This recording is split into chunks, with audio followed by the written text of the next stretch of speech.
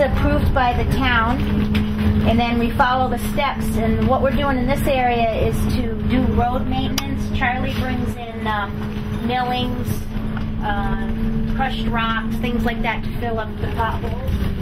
You can see the vegetation, excuse me, that would be, because a lot of it is very susceptible to fire. Once they're going, they wouldn't take off. Show everybody that one of the things that we have been doing is we've been putting in some signage for the roads. We had a person out here last year died of a heart attack, and he was mountain biking with his nephew from New York, and the nephew tried, he called 911, and he didn't know where he was because none of the roads out here have not been marked. So we thought that at that time that, you know, it was on our list of things to do. But anyway, you can see these two new signs on the left. That indicates the name of the road and the intersection, and we still have a ways to go. We're going to be marking each mountain bike walking trail intersection as well with numbers and letters, and that will then go on our new map, which is also part of the fire plan, is to get a new map out here. So this is the first phase with identifying the roads, and next is going to be the trails, and then we'll put all that onto the new map. This conservation area is 1,114 acres. So what we're doing is, this is the roadways that Charlie was talking about, and where we have these red circles, I can pass this around. These are what we call firefighter safety zones. And we'll be trying to open up like a 300-foot radius so they could bring in firefighting equipment and have a safe area to stand in.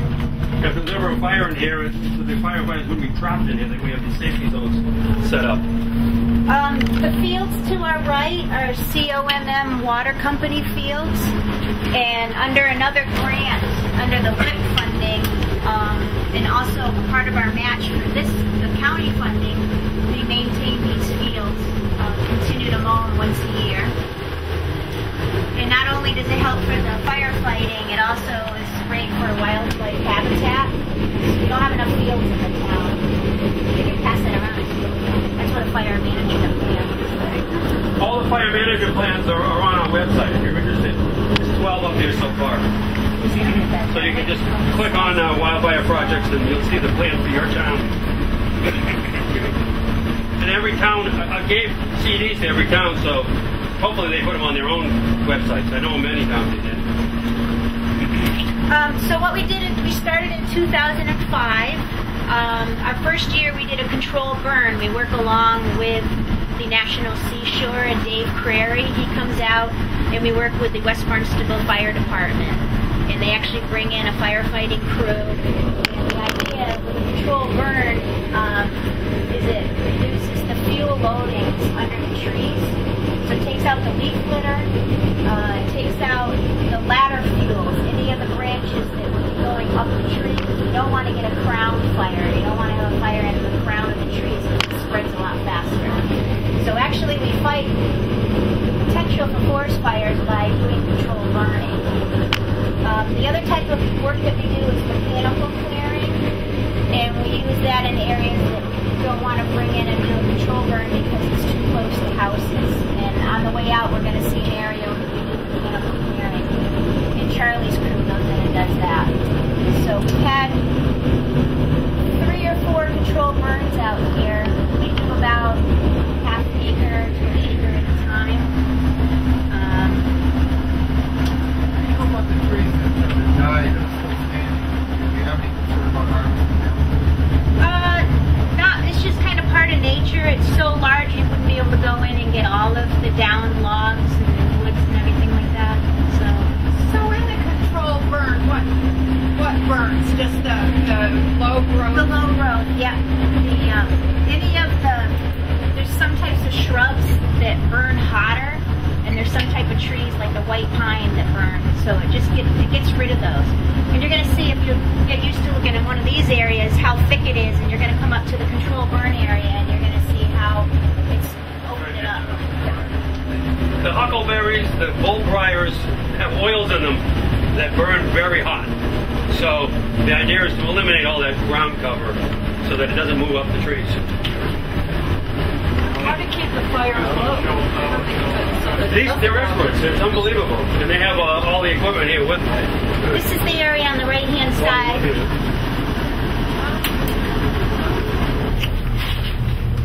And you can see how it's opened up. You don't have any of the branches. So when was this birth? This is 3 years, 2 years ago. 2 years ago. The first one was 3. I don't know if this is the first or the second. This is the second one. Second year. Okay, so it was 2 years ago. Yep. Both sides of the road? Yes. Yeah. We should go in again now and do a second burn after 2 or 3 years.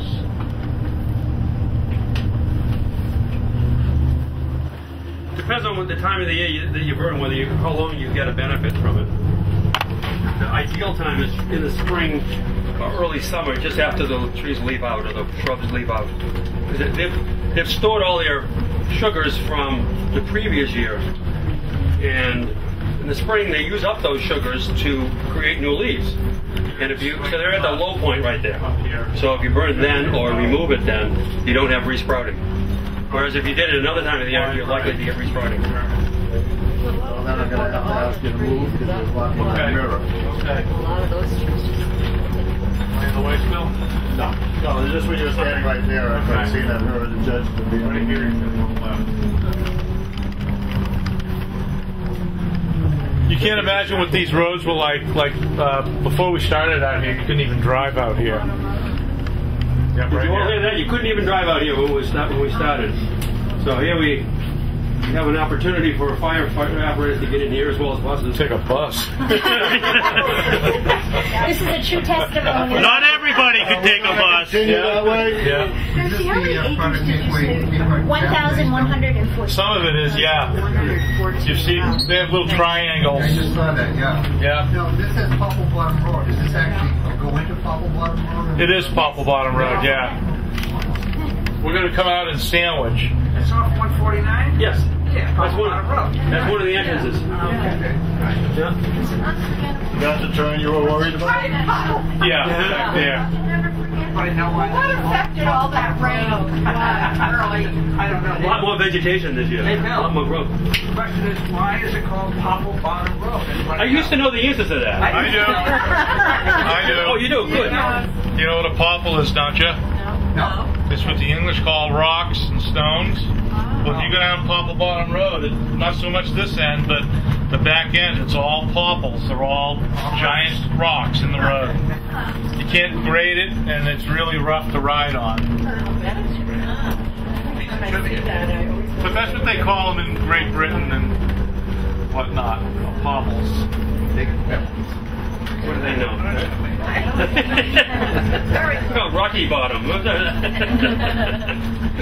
So each year we continue. Each year I continue to apply to the county funds, and this year the last grant that we wrote is $10,000, and it will go to continue to put the signs up that you saw. Let's see, we have some mowing money under that, and we continue to mow the COMM fields as our match. So some of the towns have used the funds to hire a private company to come in and do the work, and other towns, the DPW does it. Barnstable DPW has been doing the work. we decided not to do the control burn because it's too close to the houses. So this area up here will be mechanically cleared, and we're trying to do it. We are running it down along the town line behind people's houses. And Sandwich just finished their plan, and they got a grant from us. Sandwich they have an 800-acre parcel right next to this one, so it's quite a big piece of property. Yes. Well, there's a housing development in between, so it's sandwiched in between two big areas of open space.